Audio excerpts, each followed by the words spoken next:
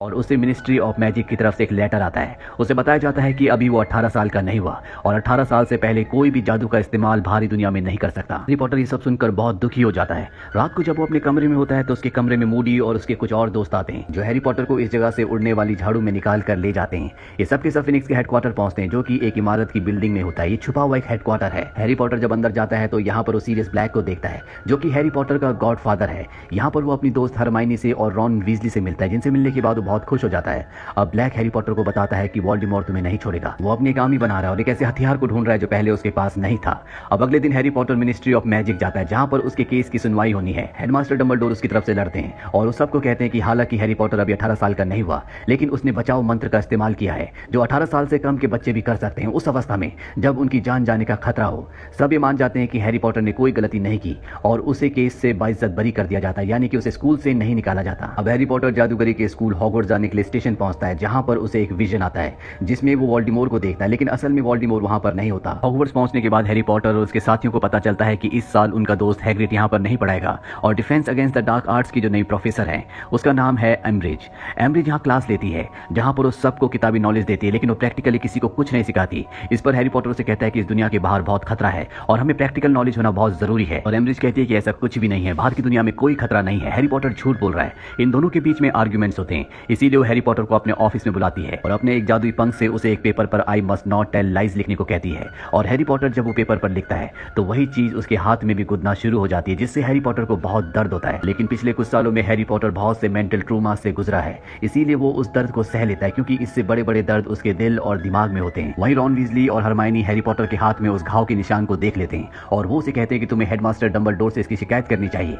लेकिन Harry Potter मना कर देता है क्योंकि अब हेडमास्टर डंबलडोर ने उससे कुछ दूरियां बना ली है। हैरी पॉटर को बहुत अकेला फील होता है, लेकिन अब इन्हें मंत्रों को भी सीखना होगा तभी ये अपने आप को बाहरी दुनिया के खतरे से बचा सकते हैं। जैसा कि हैरी पॉटर ने कहा था कि बाहरी दुनिया में खतरा है, दरअसल उसका इशारा वोल्डेमॉर्ट की तरफ था। उसके कहने का मतलब था कि वोल्डेमॉर्ट लौट चुका है। इसीलिए हरमाइनी, हैरी पॉटर और रॉन वीजली मिलकर खुद का अपना एक ग्रुप बनाते हैं जहां पर रक्षा के मंत्रों की प्रैक्टिस करेंगे। ये अपने ग्रुप का नाम रखते हैं डंबलडोर्स आर्मी और अब इन्हें कमरा मिल जाता है जहां पर हॉगवर्ट्स स्कूल से छुपकर अपने मंत्रों की प्रैक्टिस कर सकते हैं और इनका टीचर होता है हैरी। वहां पर मंत्रों की प्रैक्टिस करना शुरू करते हैं। उसी रात को हैरी को एक बहुत ही भयानक सपना आता है जिसमें वो देखता है कि रॉन वीजली के फादर आर्थर वीजली पर मिनिस्ट्री ऑफ मैजिक में वोल्डेमॉर्ट ने हमला करवाया है और ये वो सब हमलावर की नजरों से देखता है और डर कर जाग जाता है। तभी यहाँ पर रॉन वीजली और प्रोफेसर मैकगोनागल आती हैं जो हैरी पॉटर को हेडमास्टर डंबलडोर के पास ले जाती हैं और यहाँ हमें पता चलता है कि हैरी पॉटर ने जिस तरह से सपना देखा था वो सच था। आर्थर वीजली पर सच में हमला हुआ है। हेडमास्टर डंबलडोर ये भी समझ जाते हैं कि वोल्डेमॉर्ट हैरी पॉटर से जो उसके दिमाग का कनेक्शन है उसका गलत फायदा उठा रहा है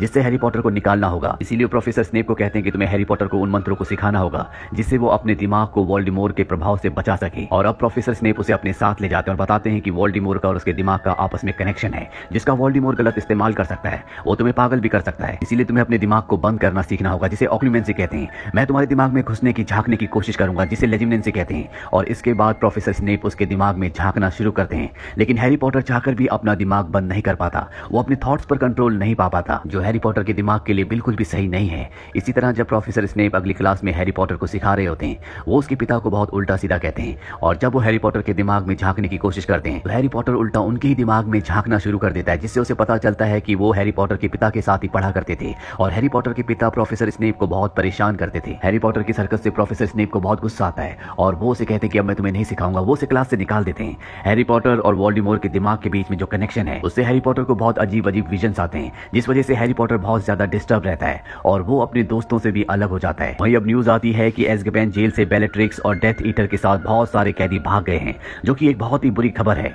वहीं एम्ब्रिज को दिखाया जाता है जिसे शक है कि हैरी पॉटर और बाकी स्टूडेंट्स कुछ कर रहे हैं, इसलिए नाग शक्ति के कुछ स्टूडेंट्स को अपॉइंट करती है कि वो हैरी पॉटर और उसके ग्रुप की इंक्वायरी करे। अब जब हैरी पॉटर अपने साथियों के साथ उस कमरे में जहां पर वो जादू की कलाएं सीखते हैं वहां पर होते हैं तभी वहां पर एम्ब्रिज जो जिसे हैरी पॉटर पसंद करता है, इन दोनों के बीच में प्यार है, उसके साथ और कुछ और स्टूडेंट्स के साथ आ जाती है। वो दीवार तोड़ देती है और सबको रंगे हाथ पकड़ लेती है। एम्ब्रिज मिनिस्ट्री ऑफ मैजिक से फज को भी बुलाती है जो कि वहां का हेड होता है और वो हैरी पॉटर के खिलाफ होता है। अब ये सब के सब जाते हैं डंबलडोर के पास, लेकिन डंबलडोर ये सारा इल्जाम अपने ऊपर ले लेता है। वो कहता है कि उसी की परमिशन से सब कुछ हुआ था, इसीलिए हेडमास्टर डंबलडोर को उनके पद से निकाल दिया जाता है और उन्हें अरेस्ट करने का ऑर्डर दिया जाता है कि उनके ऊपर एज़्काबान में केस चलेगा। लेकिन इससे पहले कि वो ऐसा करते, डंबलडोर अपने फिनिक्स पक्षी की मदद से यहाँ से गायब हो जाते हैं। हेडमास्टर डंबलडोर के जाने के बाद एम्ब्रिज को स्कूल का नया हेडमास्टर बना दिया जाता है जो सभी की क्लासेस में जाकर सबको डिस्टर्ब करती है, इंटरफेयर करती है। वहीं हैरी पॉटर जो से दूर हो जाता है क्योंकि हैरी पॉटर को विश्वास है कि जो ने ही उनके ग्रुप के बारे में एम्ब्रिज को बताया था, जिस वजह से उनका ग्रुप खत्म हो गया। साथ ही हेडमास्टर डंबलडोर को भी उनके पद से निकाल दिया गया। वहीं अब हैरी पॉटर को एक और विजन आता है जिसमें वो देखता है कि सीरियस ब्लैक को, जो कि उसके पिता के बहुत अच्छे दोस्त थे और उसके गॉडफादर हैं, उन्हें रहस्यमय विभाग में वोल्डेमॉर्ट ने पकड़ लिया है और उन्हें टॉर्चर कर रहा है। इस बात से हैरी पॉटर पूरी तरह से परेशान हो जाता है और वो सीरियस ब्लैक को बचाना चाहता है। हैरी पॉटर के साथ हरमाइनी और रॉन भी होते हैं। वो उसे ऐसा करने से मना करते हैं, लेकिन हैरी पॉटर नहीं मानता। वो लंदन रहस्यमय विभाग में जाकर ब्लैक को बचाना चाहता है। हरमाइनी कहती है कि एम्ब्रिज के कमरे में एक चिमनी है जिससे हम डायरेक्ट लंदन यानी कि रहस्यमय विभाग में पहुंच सकते हैं। और अभी तीनों के तीनों एम्ब्रिज के कमरे में पहुंच जाते हैं। इससे पहले कि ये उस चिमनी से लंदन तक पहुंचते, यहाँ पर एम्ब्रिज आ जाती है और इन सबको पकड़ लेती है। और अब वो हैरी पॉटर से पूछती है कि वो कहाँ जा रहा था। हैरी पॉटर उसे कुछ भी नहीं बताता। वो हैरी पॉटर को टॉर्चर करना चाहती है और तभी हरमाइनी कहती है कि हम फोरबिडन जंगल जा रहे थे, जहाँ पर हेडमास्टर डंबलडोर ने अपने सीक्रेट वेपन को छुपा रखा है। दरअसल हरमाइनी हैरी पॉटर को बचाने के लिए झूठ कह देती है और अब एम्ब्रिज इन तीनों के साथ फोरबिडन जंगल पहुंच जाती है, जो बहुत ही भयानक होता है। दरअसल यहाँ पर हैग्रिड का एक हाफ ब्लड भाई रहता है, जो कि एक बहुत ही बड़ा दैत्य है। ये उसे उसके पास ले जा रहे होते, पर जब ये वहां पहुंचते हैं तो वहां पर हैग्रिड का भाई नहीं होता। उन्हें कुछ समझ नहीं आता कि अब इन्हें क्या करना चाहिए। ठीक उसी वक्त वहां पर सेंटोर्स आ जाते हैं, जो पहले से मिनिस्ट्री ऑफ मैजिक से नाराज हैं क्योंकि जंगल कम हो रहे हैं। एम्ब्रिज, जो कि अब हेडमास्टर है, उसके अंदर बहुत गुरूर होता है। वो उन सबकी इंसल्ट करती है और उन पर हमला भी करती है, जिससे सेंटोर्स को गुस्सा आता है और वो एम्ब्रिज को उठाकर अपने साथ ले जाते हैं, यानी कि उसे बंदी बना लिया गया है। वहीं अभी स्कूल वापस आ जाते हैं, जहां पर इन्हें इनके और भी दोस्त मिलते हैं और इन्हीं के एक दोस्त के सजेशन पे ये सब के सब थ्रस्टर्स पर बैठकर मिनिस्ट्री ऑफ मैजिक पहुंच जाते हैं, जहां पर इन्हें वोल्डेमॉर्ट से ब्लैक को बचाना है। मिनिस्ट्री के अंदर जाने के बाद इन्हें उस जगह पर, जिस जगह का हैरी पॉटर को विजन आया था, वहां पर कोई भी नहीं मिलता, लेकिन यहाँ पर हैरी पॉटर को एक क्रिस्टल बॉल मिलती है। इस बॉल को वोल्डेमॉर्ट हासिल करना चाहता है। इस पर हैरी पॉटर के नाम से एक भविष्यवाणी लिखी होती है।